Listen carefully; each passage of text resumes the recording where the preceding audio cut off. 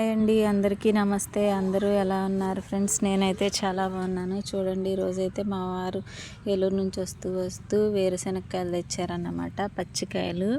వర్షం పడుతుంది కదా, ఇట్లనైతే మట్టి బాగా ఉంది ఇసుక. నేనైతే నీళ్లు పోసి గిన్నెలో నానబెడుతున్నాను. అవి వదలట్లేదు అన్నమాట మట్టి. అందుకని చెప్పి ఒక అరగంట ఇట్లా నీళ్ళలో పోసి నానబెట్టి ఉంచుదామని చెప్పి నానబెడుతున్నాను. చూడండి, వీటి నిండా ఇసుకే ఉంది. ఇవైతే 100 రూపాయలకి కేజీ కాయలు ఇచ్చారండి. కాయలు బాగున్నాయి, కానీ మట్టి ఉంది బాగా. అందుకని చెప్పి బాగా కడుగుతున్నాను. ఒక అరగంట సేపు నానబెట్టుకుని కడిగితే బాగా వదిలిపోతాయి అన్నమాట. మా పిల్లలకైతే వేరుశెనక్కాయలు అంటే చాలా ఇష్టం అండి. ఇట్లా వర్షం పడేటప్పుడు ఈ వేరుశెనక్కాయలని ఉడకబెట్టుకొని తినడం అంటే చాలా ఇష్టం. పిల్లలకన్నా నాకైతే ఇంకా చాలా బాగా ఇష్టం.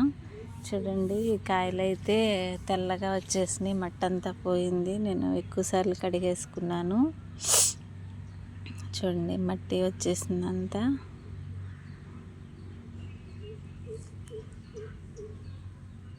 తెల్లగా వచ్చాయి.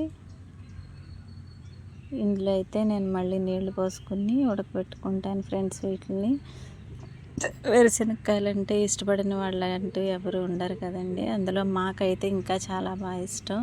చూడండి, ఇవైతే ఉడకబెట్టేసాను అన్నమాట. మూత తీస్తే ఆవిరి వచ్చేస్తుంది, అందుకని చెప్పి గరిటెతో తీస్తున్నాను. మా పిల్లల స్కూల్ నుంచి వచ్చేసరికి అయితే ఇట్లాంటి వేడిగా ఉడకబెట్టిన వేరుశెనక్కాయలు ఇస్తే ఇంకా ఏమీ అడగరు. హ్యాపీగా చాలా సంతోషంగా ఎగిరి గంతేస్తూ తింటారు. వాళ్ళకి చాలా ఇష్టం అన్నమాట. అందుకని చెప్పి ఉడకబెట్టాను. అందులో ఈరోజు వర్షం కూడా పడుతుంది కదా.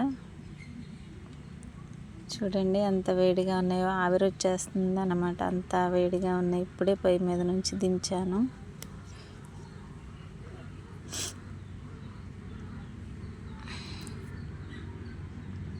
గిన్నె నిండా వచ్చింది.